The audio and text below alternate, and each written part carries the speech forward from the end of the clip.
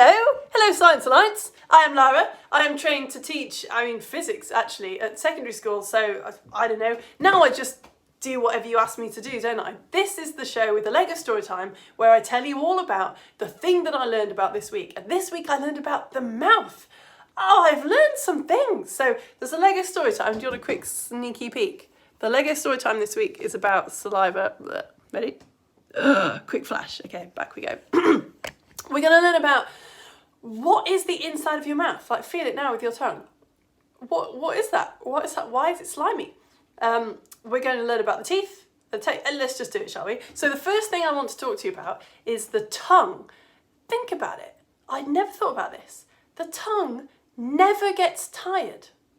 Never ever. So there's a rumour, there's a myth that the tongue is the strongest muscle in the human body. That is not true because, first of all, it's not one muscle. It's actually 8 different muscles, all kind of meshed together. It's not super strong, but it does never get tired, does it? You could talk all day and all night and you've never said, oh, I just can't talk anymore because my tongue is so tired. And it's because there's a lot of different bits of muscle in your mouth, but they all do the same thing, apparently. So, like, each bit of muscle does get tired, but when one bit gets tired, another bit just takes over and can do exactly the same thing. So never thought about it. So that's why the muscle, the tongue kind of seems invincible, but it's actually 8 different muscles meshed together. So the other muscles in your body, right, like the biceps and stuff, they're all supporting bone, but the tongue isn't supporting any bone. And it's got much more freedom of movement. Like, you can do anything, right? You can move in any different direction. It's called a muscular hydrostat. Yeah, this is the face of a physics teacher who's learned a biology term. A muscular hydrostat is this mesh of muscles working together.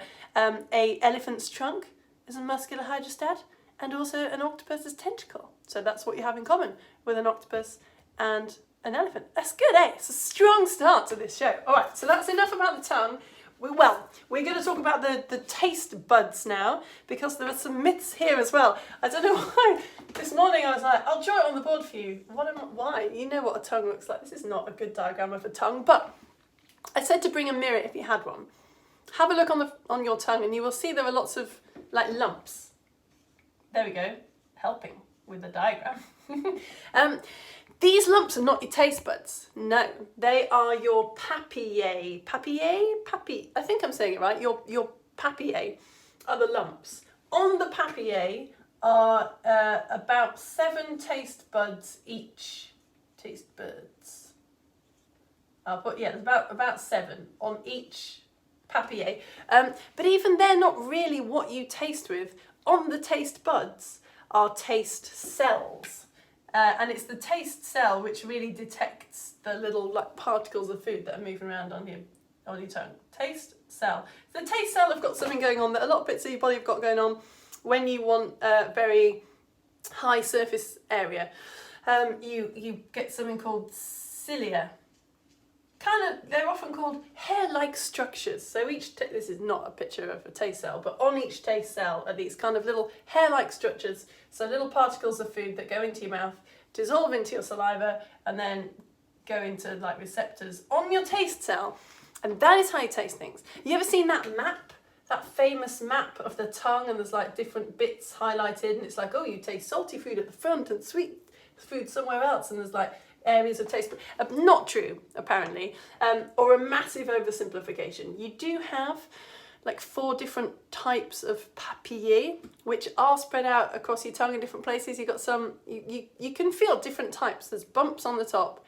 The ones on the side of your tongue here feel ever so slightly different. But the papillae have all got different taste buds on them, which all detect different flavours like sweet and sour and umami and all that stuff. So it's not like, that map is not right. All right, I think that's everything. Oh yeah, and children have twice as many papillae as adults. So you are more sensitive to tastes and flavours. So next time an adult says to you like, oh, it's not that spicy, just get over it. To you, it is more spicy because you're more sensitive because you are younger. So you can pass that on. Yeah, all right, we've done all that. Oh, yeah, okay, so we get to talk about the teeth. Oh, again, my mouth has been doing amazing things all this time. I've never thought about it. Imagine that don't imagine, like picture, what do your teeth do?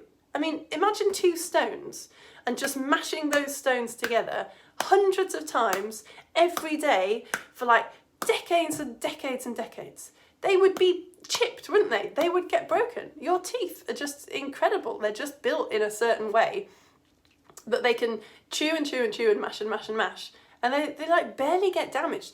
So if you did our home ed lessons on materials, you might remember these words. They are hard, are your teeth, and they are tough. So it's very difficult to scratch teeth. Yay! And also, because they're tough, it means they've kind of got a little bit of give, like almost a bit sort of elasticy. So, you know, if you dropped them, they wouldn't smash. Yeah, and it's to do with like the enamel and the coating and the different layers. Modern society is not being good to our teeth. So it turns out, you know how like a lot of people have got what's called overcrowding in the mouth, kind of have to have teeth taken out or something because the mouths are sort of too full of teeth. That is not a thing that used to happen to our ancestors. It's not something that happens to monkeys. And the reason it's happening is because when we're born, our teeth are sort of positioned in such a way and spaced out in such a way that our body expects us to do a lot of chewing. We have evolved to chew a lot of foods, like your pointy teeth at the front, yeah? They're your canine teeth. They're because our ancestors were carnivores and they were used to like pull meat off bones and stuff. And obviously, you know, before we developed white flour, foods used to be quite crunchy. So what happens is we're born, we chew and chew on quite hard, crunchy foods. And this like strengthens and shapes our jaw so that all the teeth end up in the right places. Because apparently teeth have to be kind of like within millimeters perfect for us to chew properly. It doesn't feel like it to me. It feels like they're all spiking up all over the place. But if you crunch your teeth together, that is millimeter precision. If it was a millimeter out, you wouldn't be able to chew your food as well. But yes, nowadays, obviously, what we like to eat ever since the Industrial Revolution is sweet and mushy food. Who doesn't love sweet, mushy food? But it's not giving us this chewing process when we're young. I mean, people are deliberately feeding like mush to babies, aren't they? So that's why modern society, we're finding that our teeth aren't spread out enough because we just haven't done the exercise when we were young, apparently. All right, I asked you on the front cover, sharks, right, are quite famous for growing new teeth continuously throughout their lives. A lot of animals do that. So sharks have these sharp pointy teeth and they use them for a bit and then they fall out, but there's another pair waiting that's kind of grown and they move forward. And that happens again and again and again. Humans don't do that because we are warm-blooded. So animals like sharks, you know, fish, reptiles, their blood, we call them cold-blooded, they're not, but their blood is just the temperature of wherever they are. But human blood of mammals is always warm, yeah? So that takes a lot of calories. We use up a lot of energy keeping our bodies warm all the time. It's useful, it means we can live like on mountains that are snowy or in deserts, but it uses a lot of energy. So we have to do more chewing because we need to get more calories out of our food. Apparently this is why. So we can't have these sort of slightly weedy disposable teeth. We need really strong permanent teeth that can do all that chewing. And because basically the point of your whole digestive system is just to mash food into tiny little bits so that we get the calories out of it. So that's why we don't have cool shark's teeth. Right, I think I've said everything that I need to say about it. I got quite into teeth. There's like two pages of teeth. Warm-blooded, tooth size, layers. Oh yeah, that was the other thing. Like, you know how dentists talk about like plaque building up and sort of like slime covered in bacteria kind of getting onto your teeth. Apparently, again, all the chewing of like abrasive kind of sharp foods would break up all that plaque, but we're not doing that. All right, let's move on to the inside of our mouths then. The inside of your mouth, feel it. It's all slimy. It's not skin. It is oral mucosa. Me with all the biology terms today. Yeah, it's a wet, soft tissue membrane called the oral mucosa. Yeah, next time you bite your cheek, be like, ah, my oral mucosa! Shout it really loudly, see if anyone's impressed. And apparently the job of this is to protect us from mechanical injuries, like just something spiking you, or chemical injuries, I don't know, if you ate something that was a bit too acidic and it was going to hurt your mouth. But it also, never thought about this, apparently the inside of your mouth can sense temperature, touch, pain and taste. In the Facebook of this lesson, I jabbed myself in the side of my mouth with my finger to test that was true, but don't be doing that. But next time you're eating, maybe just think about how your mouth feels. And yeah, I never thought about why the roof of your mouth is so ticklish. Do you get that? If you put your finger in the top of your mouth or your tongue, it feels really ticklish. Can't find out why. So sorry, I've failed us all. I don't know. But it is made of a different kind of mucus. So your cheeks and your lips and your soft palate at the back at the top, that's all lining mucosa or movable mucosa. But the bit at the top sort of feels like a rib cage, the bit that holds your gums and your teeth in place, that is masticatory, called something else. Anyway, and all the cells in your mouth apparently replacing themselves every 2 to 3 weeks, which kind of makes sense because you don't want any injuries in your mouth. It's an incredibly sensitive part of your body. It needs to work very hard. So we're doing a story time on saliva, which is imminent. But just before we do that, did you know that wounds in your mouth heal like 10 times faster than wounds in your body? I know it through experience, but I'd never thought about it, but it's totally true. Because obviously evolution has worked like that, because if you can't eat and drink, that's super bad news. Like, it's bad news to hurt your leg or your arm, but as long as you can keep putting water and food in your mouth, you can get better, right? But as soon as your mouth's a goner, then that's it for you. So we've evolved to, apparently, if we hurt ourselves, can I tell you how they know this? It's gross. They did an experiment. They got 30 healthy people and who agreed for scientists to basically hole punch their mouth and somewhere on their body. Like a 3mm hole, but that's a lot, right? If someone's hole punching you. So they just punched a hole out of some people's mouths and their bodies, 30 people, and the mouths healed a lot faster. And they noticed that like the genes for healing were switched on a lot faster in the mouth than they were in the arms. Yeah, so it's for survival. Sorry, I should have warned you I was going to talk about hole punching mouths. Anyway, while we're on disgusting stuff, let's do a story time about saliva. I put my notes for story time in a safe place, apparently. Where is that safe place? I don't know. That's all the notes about teeth. Oh, here it is. Yeah, super safe, just like balanced on the side of a table. Good. Okay.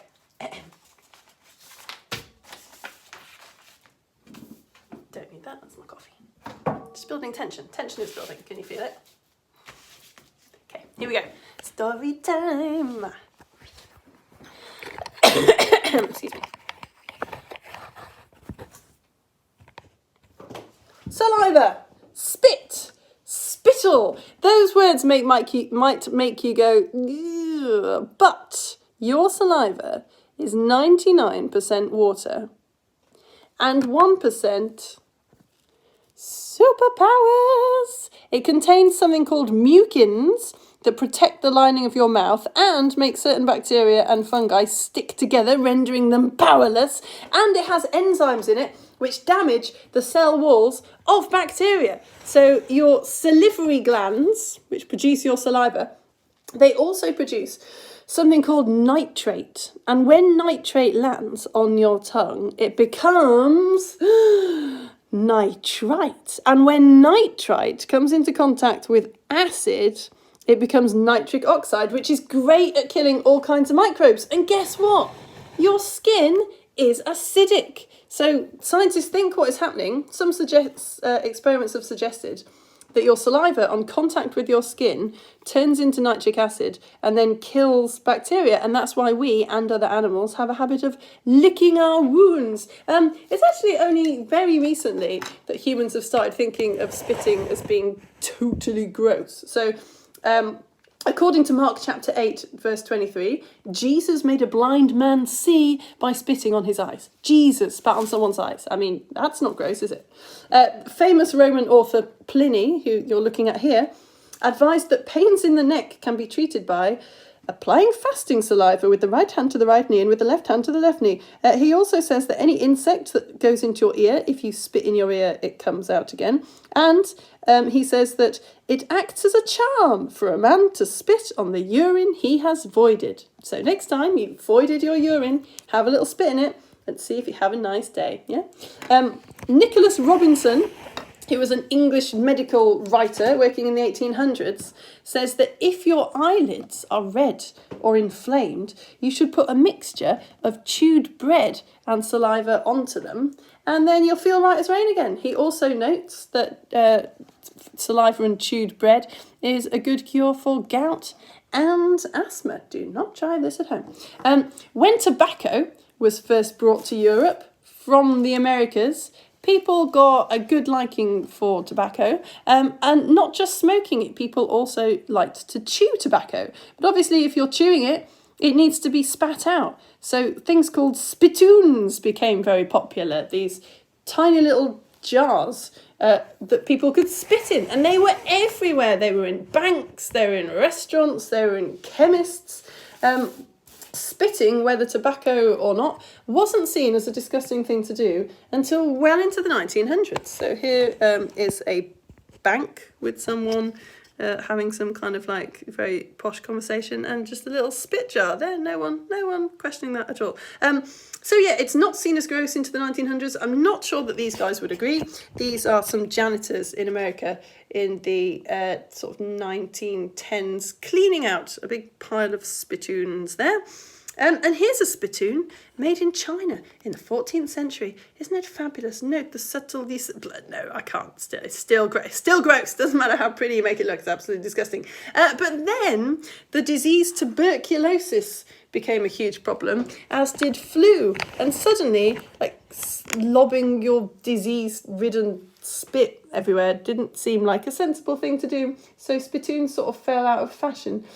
Nowadays, councils see spitting as, and I quote, antisocial and dirty, disgusting and unacceptable. In 2013, for the first time ever, 2 people were actually fined for spitting in the street because it was seen as being like littering. But spittoons are very rare now, and they're actually quite valuable. Many metal spittoons were melted down during the Second World War, so if you see one in a charity shop, do whatever you like, just don't bring it anywhere near me.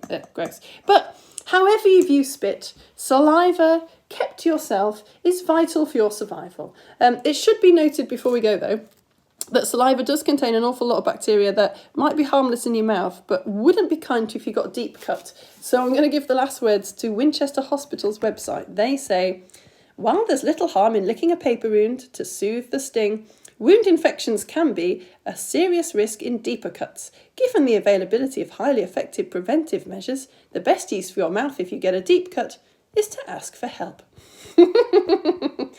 Lol's Winchester Hospital's website. Yes, quite right. The end. I feel like we've intuitively been doing that, right? I feel like if we got a paper cut, the first thing that all of us would do would go, oh, ow. I don't feel like if our arm was hanging off that anyone would be like, oh no. I feel like you would be shouting for help, but just in case there was any doubt there. All right, you lot, that went fast, but that was... Oh my goodness, that was fast. Sorry. I've just like, blah, blah, blah, blah. It's got no comments getting in my way. That is the end of my show about the mouth. I think we've covered everything. We've done taste buds, inside of the mouth, teeth, roof of the mouth. Yeah, I think so. If you want to support me, if you're enjoying these lessons, or you're also or coming to my home ed lessons, or my IGCSE lessons, you know you can support me. I say this all the time. But I have to because it's my job. You can support me with £5 or £6 a month. Children, don't you do it. But adults, there's an About section here on YouTube. And if you click the link in the About section, it takes you to this website called Coffee, where you can support me with £5 or £6 a month.